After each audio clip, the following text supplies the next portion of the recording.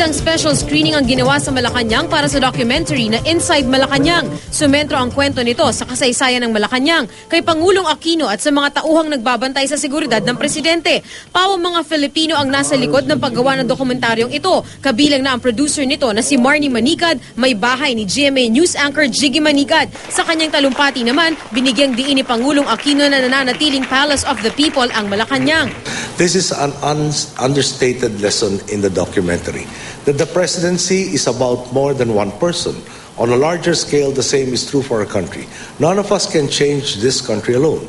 Every worker must put in a good day's work. Isa sa mga dumalo sa screening si GMA Network Incorporated Chairman and CEO Attorney Felipe L. Gozon at kanyang asawang si Mrs. Teresa Gozon. Humanga sa dokumentaryo si Attorney Gozon. It's very informative.